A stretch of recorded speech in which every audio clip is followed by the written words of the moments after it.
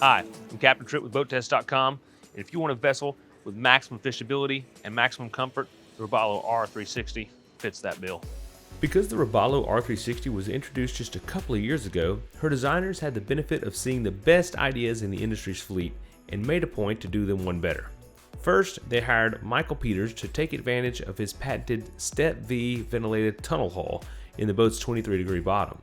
The twin steps make the boat faster and more fuel efficient at higher speeds. Her centerline tunnel aids her directional stability, particularly in high-speed turns, and her 23-degree dead rise would give her as soft a ride as possible at speed in lumpy conditions.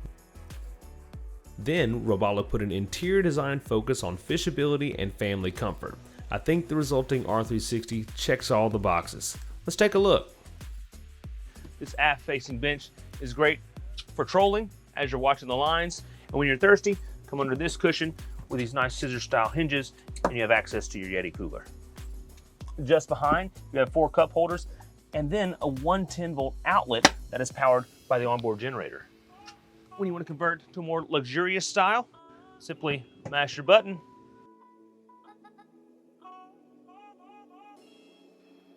and now you have the best seat in the house when underway, nice and comfortable when you're going through some rough seas. In the gunnels along the stern, we have 4 cup holder, rod holder combos, and a plug for electrical reels. We also have 8 rod holders along the transom. We also have twin oversized live wells along the stern. In the deck, both port and starboard, we find 2 large insulated fish boxes, and these are gasketed with a seal on the top to keep water out or water in. Something that I'm liking about all the Robalos is their tension hinges that they use on almost all their hatches. In our cockpit sole, we have this large hatch that opens up to reveal our mechanical room. We find that there's plenty of room for an optional 5 kilowatt Fisher Panda diesel generator to power the optional Seakeeper 3 gyro, which is forward. The generator can also power the optional AC system. As you can see, this optional equipment all requires its own raw water cooling system, which means there are going to be additional through holes along with one for the 2 live wells. Before you take delivery of a boat loaded up like this, make sure you can reach all of the through hole shutoffs without having to be an orangutan. All the electrical wires are sheathed in tubes to prevent chafing. This Robalo R360 is outfitted with a side entry door, both port and starboard. They also included a 3rd access out the stern. Most boats don't have that option. They either have the 2 or 1 and 2. As we step out, we find our freshwater shower here at the stern. Our test model is fitted with triple Yamaha 300s, which gave us plenty of power to get up on plane quickly. And I really appreciate that they created this walkway bridge here for us to get from one side to another. And back here, we also find our shore power hookup. Moving forward to the helm, we have seating for 3. I really do like the stitching details here. We have flip-up bolsters, and also we have a teak footrest and an anti-fatigue non-slip mat. Another premium feature, and add a little bit of comfort for your passengers while underway, there's a flip-down armrest. The center helm seat is adjustable forward and backward by the simple press of a switch. And from here, the lower design console is apparent when you have this excellent visibility 360 degrees. The windshield and side windows are tempered glass bonded to the structural supports of the hardtop. Considerable thought was put into the layout of this console with access to the controls of many of the systems that are aboard this vessel. We have Simrad screens. Then along the center line, we have our Yamaha gauges and also a gauge for our optional Seakeeper. Below that, we have our controls for our searchlight. And then down, trim tab controls. In our glove box, we find a wireless charger for your cell phone, USB and 12-volt receptacles, and also a JL Audio head unit. And with that closed, the captain still has quick access to the power and volume of the stereo. We also have our Yamaha joystick controls, and this is very handy for making any novice operator look like a pro. And then something I really like on these hot summer days, air conditioning right here at the helm. Underneath the helm seats, I was very impressed to see how all the batteries are laid out, all the wiring is so neat. That says a lot about a boat. And then underneath here, you have access to your fuel tank. Also, under our helm seats, we find battery switches and breakers neatly tucked away. I much prefer the batteries, battery chargers, and electrical connections here rather than in the bilge where they're vulnerable to water, corrosion, and shorts. Also, batteries are heavy, and it's much easier moving them from here than tucked away someplace in the bilge. Also note the cup holders all drain into tubes which drain overboard and not into the bilge. Under this oversized T-top, you'll be well protected from the elements, as we just found out as a quick squall just came through. Now forward, I have an electric vent I can open and close to allow air to come in here while underway. We also find overhead map lights, an e-box which contains our VHF radio, an electric sunroof above, and then also another e-box and more lighting. Now you'll notice we have 7 rocket launcher rod holders up there. However, they're a little high, but Robalo thought about that.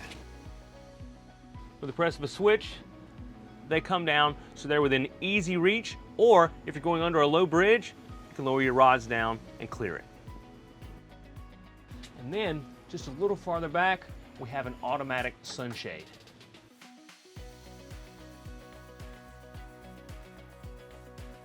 This boat is equipped with a premium JL audio system that was custom designed. We have 4 speakers overhead in the T-top, 4 amidships with a subwoofer on each side, and 2 speakers in the bow. Along the gunnels, both port and starboard amidships, we have an over-engineered cover for our rod storage, and it's also lockable. You can lock them up instead of having to carry some of your rods ashore at night. Continuing forward, we find multiple rod holders and large 8-inch pop-up cleats. Bow seating has a molded-in rigid back, and below there's dedicated storage for a trash receptacle. And this is something that I really appreciate seeing on a boat because it seems like you never have a good spot for your trash.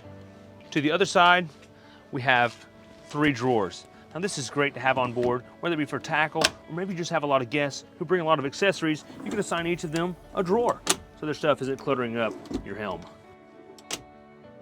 Wow, just coming up to this bow, you see how much seating is on this boat, which is nice because this boat is yacht certified. And something unique about this forward-facing seat is it's not just a sharp corner. They've actually scalloped this corner so that you can sit sideways or however you want while underway and you're still comfortable. Along the top, we have a beefy handrail that goes all the way around our seating, and next to our speakers, 2 cup holders, as well as a USB outlet for charging your electronics. One thing I really love about Robalo's boats is their paddle latches for getting under their seats. Just a simple lift. Instead of digging underneath your cushion, hit the paddle latch. Get under here, you have a nice insulated dry storage. Not only do we have this horseshoe seating here, we also have a large chaise lounge. Even more storage underneath the feet of our chaise lounge. This table has 2 positions, one for dining and docktails as you see here, but can also be lowered to the height of the deck here, remove the cushions, and you have a casting deck. If you're wondering where our boarding ladder and our table legs are, just take a look down in this oversized, very deep dry storage down here, dedicated storage for the ladder, as well as both table legs. And then all the way forward, we have one more hatch, and this houses our windlass and anchor rode. Now I like this design a lot because we have our rode is on a reel. To me, this style of windlass is much more favorable compared to your traditional, which just has your rode piling up in the bottom of your locker. And we have controls for this high-speed windlass here in the locker and also back at the helm. Over on the port side, this is a freshwater rinse to wash down all of your rode once it gets gunky. Another exciting feature that I like to see on a boat, we have a nice cabin under here. A lot of people may look at this and say, wow, that's a small cabin, it doesn't really provide much. But to be honest, I could easily see myself staying here for a short weekend, maybe jump over to the Bahamas. Nothing wrong with that. It does have a few critical things going for it. For one, an air conditioner. For two, we have a head here. And over the head, they have this bench seat. Folds down, maybe you're changing into a bathing suit, or you're just sitting in here waiting out a storm. Also, we have a small cabinet with a freshwater sink, and then a rather large bed actually. It's 6'8" in length. Then we also have a glazed porthole for privacy, and then above in the cabinet, we have our electrical panel. On the aft bulkhead, we have access to all the electrical underneath the dashboard. It's great to have this easy access for servicing, along with access to all of our breakers. The Robalo R360 boasts an overall length of 36 foot 6 inches, a beam measuring 11 foot 4 inches, and a draft of 26 inches with the motors raised. Its empty weight stands at 14,500 pounds. On our test day, with 175 gallons of fuel and 4 people aboard, our estimated test weight was 17,976 pounds.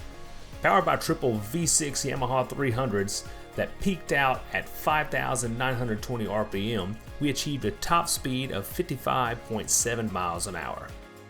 The optimal cruising speed was found at 3,500 RPM, registering 29.1 miles an hour. At this speed, the fuel consumption was 28.25 gallons per hour, which translates to 1.03 miles per gallon. This gives us a range of 339 statute miles, while factoring in a 10% fuel reserve from the boat's 350-gallon fuel capacity. In our acceleration tests, the time to plane was 6.19 seconds, 0 to 20 miles per hour was just after planing at 6.8 seconds, and 0 to 30 was achieved in 10.7 seconds. Robalo has always maintained a good value for dollar relationship. This boat is definitely designed for the dual use of fishing and family cruising. Her T-top and integral windscreen are as good as they come. I found that all of her seakeeping details are done right, and some things such as her molded-in forward seating and drum anchor winch set her apart from other boats in class. Well, the sun finally decided to come out, but that concludes our full features inspection and performance evaluation of the Robalo R360. I'm Captain Tripp with Boat Test, and remember, life's better on a boat.